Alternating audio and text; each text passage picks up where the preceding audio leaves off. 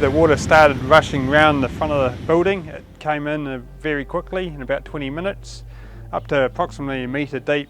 About here was a high tide mark, and then all into our lifeguarding area.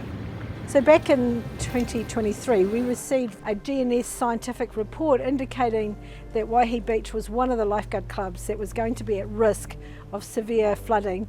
And from there, Andrew, our Director of Assets, indicated we needed to have a plan. There was a great opportunity to set up a partnership with the club's board to address those issues that they'd raised with us. And we'd just established a community-led climate initiative, so the timing was perfect to get this work underway. We agreed with the board that the project will take the form of several workshops with us as Regional Council providing technical support and services.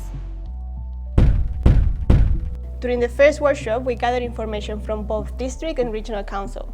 We also listened to the community experiences to understand what is happening. It turns out the club is surrounded by hazards. On one side, we have 1 Mile Creek. When there's a storm event and the creek is at full capacity and then we have a high tide, both the high tide and the creek meets together, and that's when the waves can run up the creek and inundate the surf club from the back.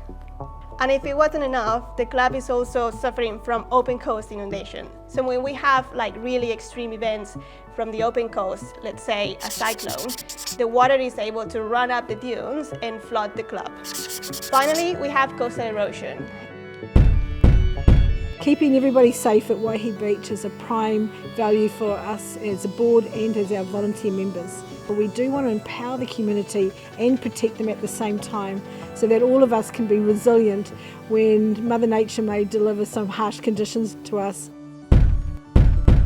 During the second workshop, we had a brainstorming session to discuss potential options in line with the club's objectives.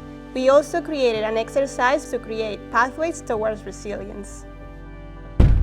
Going forward, we've got a short, a medium and a long-term strategy. They reshaped all of our walkways. They replanted to give us a greater depth in our dunes, and then they also elevated the dunes. And already we can see that when we're under high tides and king tides, that the club is actually protected immensely. So from the very first time we met Nick and the team from Bay Plenty Regional Council, we knew that we had the guidance we needed to get through this problem.